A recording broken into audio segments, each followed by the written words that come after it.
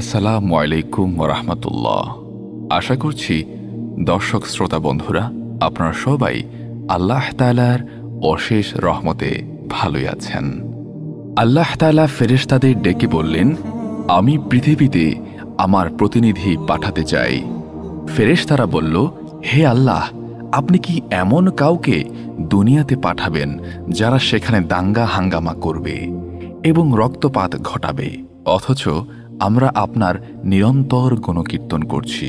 আল্লাহ বললেন, নিঃসন্দেহে আমি জানি যা তোমরা জানো না। এরপর মহান আল্লাহ জিব্রাইল আলাইহিস সালামকে হুকুম করলেন পৃথিবীর বুক থেকে মাটি সংগ্রহ করে আনার জন্য। জিব্রাইল আলাইহিস সালাম আসমান থেকে ধরায় নামলেন, মাটিকে বললেন, মহান আল্লাহ পৃথিবীতে তার প্রতিনিধি পাঠাবেন আর তাকে সৃষ্টি করবেন মাটি দিয়ে। আল্লাহ আমাকে হুকুম করেছেন তোমার বুক থেকে কিছু মাটি নিয়ে যাওয়ার জন্য। মাটি কান্নাকাটি শুরু করল, বলল, আদম সন্তান অতিশয় পাপাচারী আর গুনাহগার হবে, এই কারণে তারা অধিকাংশ সংখ্যক জাহান্নামে যাবে। আমার শরীর দিয়ে তাদের সৃষ্টি করলে তাদের পাপের কারণে আমাকে জাহান্নামের আগুনে জ্বলতে হবে। জাহান্নামের আগুনে জ্বলার সাধ্য আমার নাই।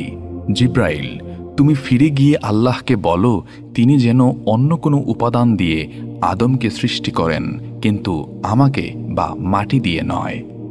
জিব্রাইল আলাইহিস সালাম আরশে ফিরে গেলেন, বললেন, হে আল্লাহ, হে পরওয়ারদিগারে আলম, আমি পৃথিবীতে গিয়েছিলাম মাটি আনতে, কিন্তু মাটি এমনভাবে কাকুতি মিনতি করছে আর কান্নাকাটি শুরু করল যে আমার খুব মায়া হলো। আমি মাটি আনতে পারিনি, আমাকে ক্ষমা করুন। আল্লাহ রাব্বুল আলামিন ইসরাফিল আলাইহিস সালামকে ডেকে পাঠালেন, তাকে বললেন জমিন থেকে মাটি আনার জন্য। তিনি জমিনে আসলেন। ইসরাফিল আলাইহিস সালামের বেলায়ও জিব্রাইল আলাইহিস সালামের মতো ঘটনা ঘটল। তিনিও মাটি নিতে পারলেন না।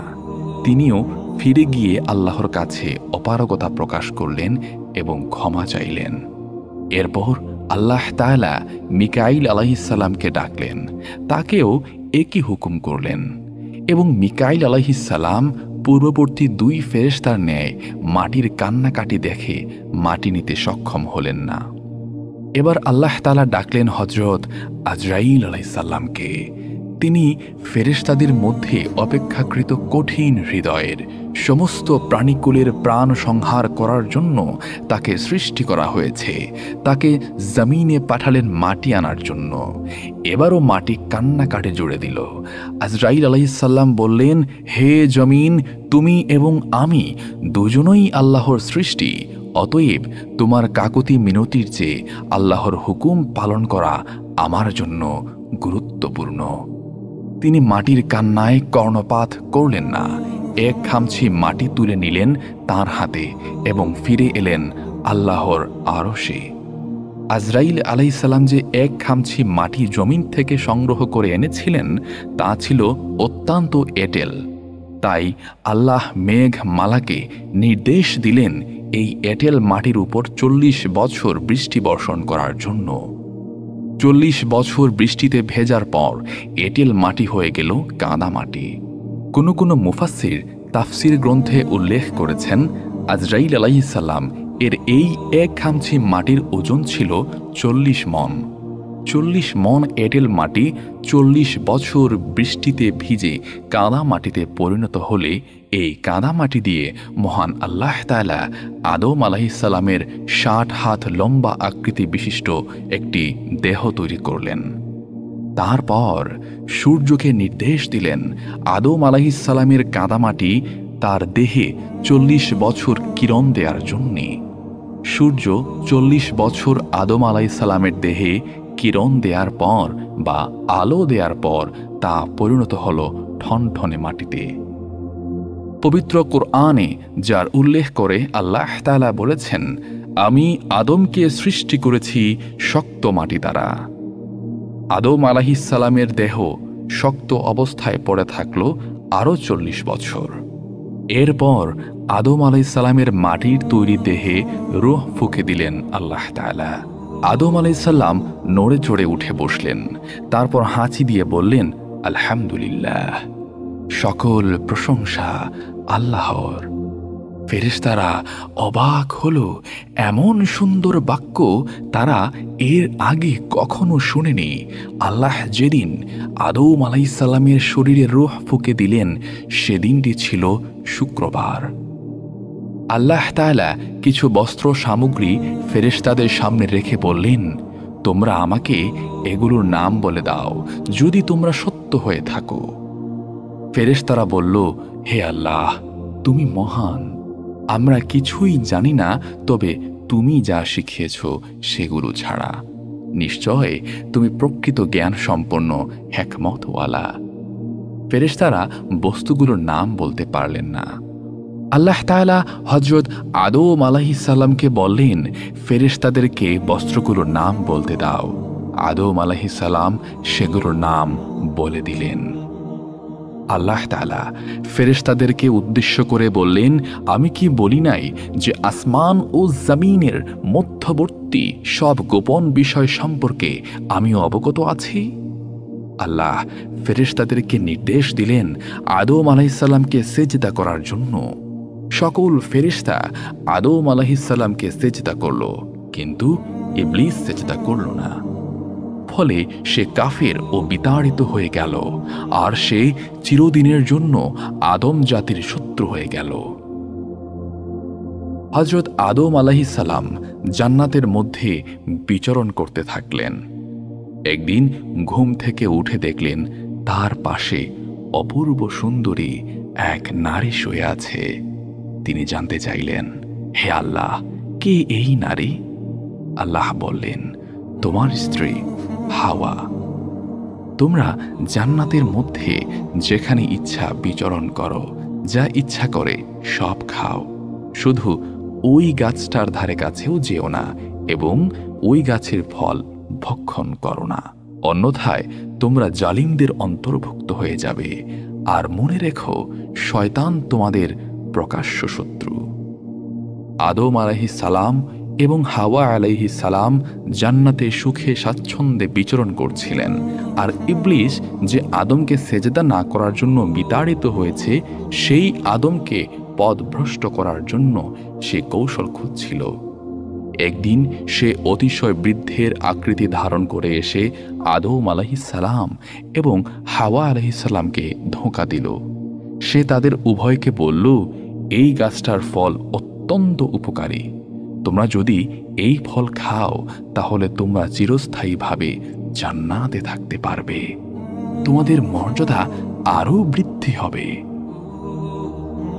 হযরত আদম আলাইহিসসালাম আল্লাহর দেয়া সতর্ক বার্তা বেমালুম ভুলে গেলেন।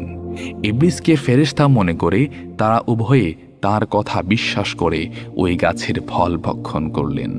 সঙ্গে সঙ্গে তাদের শরীর থেকে জান্নাতি পোশাক খুলে পড়ে গেল। তারা গাছের পাতা দিয়ে নিজের শরীর ঢাকার চেষ্টা করলেন। আওয়াজ আসলো, হে আদম, আমি কি তোমাকে সতর্ক করিনি যে ওই গাছের ধারে কাছেও যেও না? আমি কি বলিনি যে শয়তান তোমাদের প্রকাশ্য শত্রু? আদম আলাইহিসসালাম বুঝতে পারলেন তিনি শয়তানের ধোঁকায় পড়ে আল্লাহর হুকুম অমান্য করেছেন। তাই তিনি সেজদায় লুটিয়ে পড়লেন এবং আল্লাহর কাছে ক্ষমা প্রার্থনা করলেন। আল্লাহ বললেন, তোমরা নিষিদ্ধ গাছের ফল খেয়ে সীমালঙ্ঘন করেছ, তোমরা জান্নাতে থাকার অধিকার হারিয়েছ। তোমরা পৃথিবীতে নেমে যাও, সেখানে তোমাদের কিছু কাল অবস্থান করতে হবে। আর আমার পক্ষ থেকে যদি কোনো হুকুম পৌঁছে, তবে যে ব্যক্তি আমার হুকুম মেনে চলবে, তাকে না শয়তান ধোঁকা দিতে পারবে, না তাদের কোনো ভয় ভীতি থাকবে। হযরত আদম আলাইহিসসালাম এবং হাওয়া আলাইহিসসালামকে নামিয়ে দেয়া হলো পৃথিবীতে।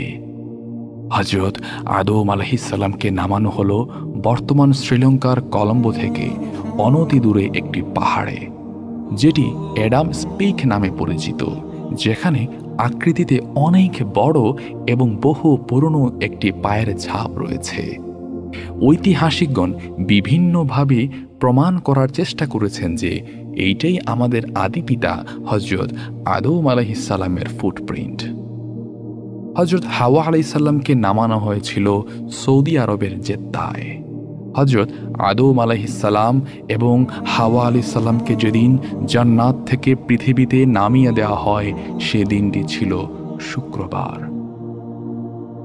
জনমানবহীন পৃথিবীতে দুটি মাত্র মানুষ দুজনকে খুঁজতে লাগলেন, আর ইতিপূর্বে জান্নাতে তাদের কৃত ভুলের জন্য আল্লাহর কাছে ক্ষমা প্রার্থনা করতে থাকলেন।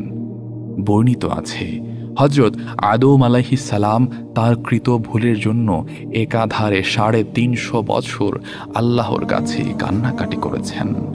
আরও বর্ণিত আছে হজরত আদম আলাইহিসসালাম আল্লাহর কাছে ক্ষমা প্রার্থনাকালে যে পরিমাণ অশ্রু ঝরিয়েছেন কিয়ামত পর্যন্ত আগত সমস্ত মানুষের চোখের পানি একত্র করলেও তার সমমান হবে না। সুবহানাল্লাহ। অবশেষে মহান আল্লাহ তাআলা হযরত আদম আলাইহিসসালামের প্রতি করুণার ভরে লক্ষ্য করলেন, বললেন, হে আদম, আমি কিছু বাক্য শিখিয়ে দিব, সেসব বাক্যের মাধ্যমে প্রার্থনা করলে আমি তোমাকে ক্ষমা করে দেব। আল্লাহ তাআলা আদম আলাইহিসসালামকে শিখিয়ে দিলেন, বলো, রব্বানা যালামনা আনফুসানা ওয়া ইল্লাম তাগফির লানা ওয়া তারহামনা লানাকুনান্না মিনাল খাসিরিন। হযরত আদম আলাইহিসসালাম মহান আল্লাহর শিখানো বাক্যের মাধ্যমে আল্লাহর কাছে মাফ চাইলেন এবং তওবাহ করলেন, অতঃপর আল্লাহ তাআলা তাকে ক্ষমা করে দিলেন। সুবহানাল্লাহ। আল্লাহ তাআলা যেদিন হযরত আদম আলাইহিসসালামের তওবা কবুল করেছিলেন সে দিনটিও ছিল শুক্রবার। হযরত আদম আলাইহিসসালাম এবং হাওয়া আলাইহিসসালাম দুজনকে খুঁজতে খুঁজতে আরাফাত ময়দানে তাদের সাক্ষাৎ হয়। তারা আল্লাহর কাছে শুকরিয়া আদায় করলেন, অতঃপর তারা সংসার শুরু করলেন। পৃথিবীতে একটি মাত্র মানুষ জানতেন যে তিনি কতদিন বাঁচবেন। হযরত আদম আলাইহিসসালামকে আল্লাহ বলে দিয়েছিলেন, তুমি পৃথিবীতে 1000 বছর বাঁচবে। এ ব্যাপারে হাদিসে একটি মজার ঘটনা উল্লেখ আছে। জান্নাতের মধ্যে একবার আদম আলাইহিসসালামের সামনে কিছু রূহকে হাজির করা হলো। হযরত আদম আলাইহিসসালাম জানতে চাইলেন, ইয়া আল্লাহ, এরা কারা? আল্লাহ বললেন, এরা তোমার সন্তান যারা তোমার পরে পৃথিবীতে আসবে।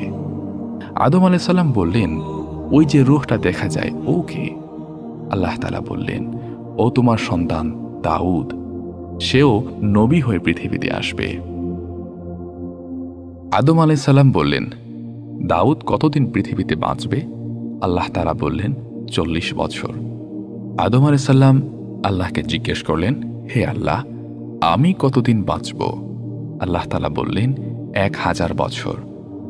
আদম আলাইহিসসালাম আল্লাহ তাআলাকে জিজ্ঞেস করলেন, হে আল্লাহ, আমি 1000 বছর বাঁচব, আর আমার সন্তান দাউদ মাত্র 40 বছর বাঁচবে।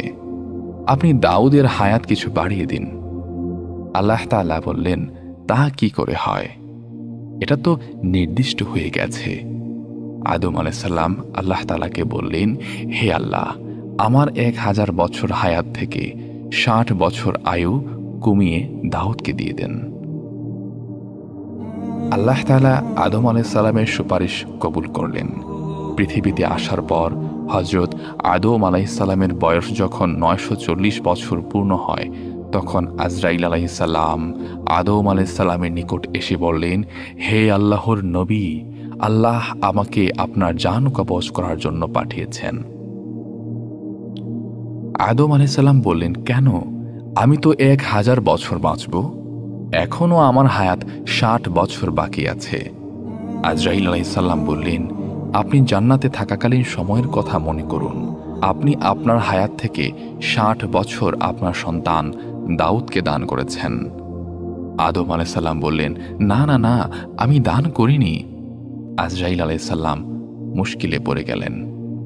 আল্লাহ আজরাইল আলাইহিসসালামকে বললেন, ফিরে আসো। আজরাইল আলাইহিসসালাম আদম আলাইহিসসালামের জান কবজ না করেই ফিরে গেলেন। আদম আলাইহিসসালাম জান্নাতের মধ্যকার সেই কথা ভুলে গিয়েছিলেন। এই ব্যাপারে হাদিসে বলা হয়েছে, মানুষের মধ্যে ভুলে যাওয়ার প্রবণতা বেশি। আমাদের আদি পিতা আদম আলাইহিসসালাম ভুলে গেছেন, আমরাও ভুলে যাই। এটাই মানুষের প্রকৃতি। পরবর্তীতে যখন তার বয়স 1000 বছর পূর্ণ হয়, তখন তিনি অতিশয় বৃদ্ধ এবং দুর্বল হয়ে পড়েন। এ সময় পৃথিবীতে হজরত আদম আলাইসাল্লামের সন্তান সন্ততি এবং নাতিপুতি সব মিলিয়ে প্রায় 40,000 মানুষের বংশবিস্তার ঘটেছিল।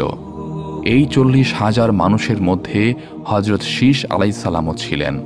আদম আলাইসাল্লাম সবাইকে কাছে ডাকলেন এবং শেষ ওসিয়ত করলেন। বললেন, মনে হচ্ছে আমি আর বেশিক্ষণ তোমাদের মাঝে থাকব না। আমার অন্তিম সময় ঘনিয়ে আসছে। আমি শীঘ্রই আমার প্রতিপালকের ডাকে সাড়া দেব। আমার ইন্তিকালের পর তোমরা দাঙ্গা হাঙ্গামায় জড়িয়ে পড়ো না। তোমরা একতাবদ্ধ হয়ে থাকবে এবং আল্লাহর হুকুম মেনে চলবে। সর্বক্ষেত্রে তোমরা তোমাদের ভাই শীস আলাইসাল্লামের পরামর্শ এবং নির্দেশ মেনে চলবে, কেননা সে হচ্ছে আল্লাহর মনোনীত এবং প্রিয় বান্দা। আমি তাকে আমার স্থলাভিষিক্ত করে যাচ্ছি। আদম আলাইসাল্লামের সকল সন্তান এই বলে প্রতিশ্রুতি দিল যে তার ইন্তেকালের পর তারা ঝগড়া বিবাদ করবে না এবং আল্লাহর হুকুম মেনে চলবে। এর কিছুক্ষণ পর হজরত আজরাইল আলাইসাল্লাম এসে উপস্থিত হলেন এবং আদম আলাইসাল্লামকে সালাম করলেন। আদম আলাইহিসসালাম তার সন্তানদের বললেন, তোমরা একটু ঘর থেকে বেরিয়ে যাও, আমি আগত মেহমানের সাথে একান্তে কথা বলতে চাই। সন্তানরা সবাই বেরিয়ে গেল ঘর থেকে। আজরাইল আলাইহিসসালাম বললেন, হে আল্লাহর নবী, আল্লাহ আমাকে আপনার রূহ কবজ করার জন্য প্রেরণ করেছেন। আদম আলাইহিসসালাম বললেন, আমি আমার রবের সাথে সাক্ষাৎ করার জন্য ব্যাকুল হয়ে আছি। আমি শীঘ্রই আমার রবের সাথে সাক্ষাৎ লাভের ইচ্ছা পোষণ করছি। আজরাইল আলাইহিসসালাম হজরত আদম আলাইহিসসালামের জান কবজ করে নিয়ে গেলেন। আদম আলাইহিসসালামের মৃত্যুর পর হাওয়া আলাইহিসসালাম এবং তার সন্তানগণ কান্নায় ভেঙে পড়ল। তারা শোকে হতবিহ্বল হয়ে পড়ল। এরপর মৃত ব্যক্তি সৎকার নিয়ে একটি সমস্যা দেখা দিল, কেননা তখন পর্যন্ত মৃত ব্যক্তি সৎকারের ব্যাপারে কোনো বিধান কার্যকর করা হয়নি। উপরন্তু এটা ছিল মানব ইতিহাসে প্রথম প্রকাশ্য মৃত্যু। যেহেতু এটি প্রথম প্রকাশ্য মৃত্যু ছিল, তাই এই সৎকারের ব্যাপারে একটি সংকট দেখা দিল। এর পূর্বে কাবিল কর্তৃক হাবিল হত্যার ঘটনা ছিল মানব ইতিহাসে প্রথম মৃত্যু, কিন্তু সেটা ছিল লোকচক্ষুর আড়ালে। আদম আলাইহিসসালামের সময় আল্লাহ কর্তৃক জিব্রাইল আলাইহিসসালাম হজরত শীস আলাইহিসসালামের নিকট প্রেরিত হয়ে মৃত ব্যক্তির দাফন কাফন এবং জানাজার পদ্ধতি শিখিয়ে দিলেন। হজরত শীস আলাইহিসসালামের তত্ত্বাবধানে হজরত আদম আলাইহিসসালামের লাশ গোসল করানো হলো, তারপর দাফন কাফন করানো হলো। বর্ণিত আছে, আদম আলাইহিসসালামের মৃত্যুতে হজরত হাওয়া আলাইহিসসালাম শোকে কাতর হয়ে পড়েন এবং বছর খানেকের মধ্যে তিনিও ইন্তেকাল করেন। হজরত আদম আলাইহিসসালাম যেদিন মৃত্যুবরণ করেন সেদিনটিও ছিল শুক্রবার।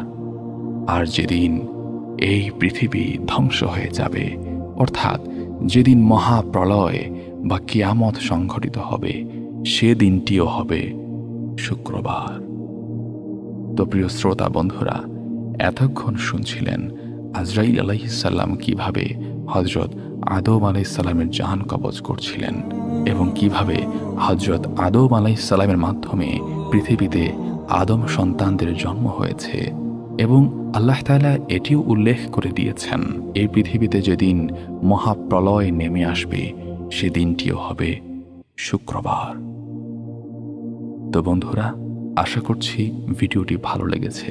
ইনশাআল্লাহ পরবর্তীতে নতুন কোনো আলোচনা নিয়ে আপনাদের মাঝে ফিরছি। সে পর্যন্ত ভালো থাকুন, সুস্থ থাকুন। মা আসসালাম।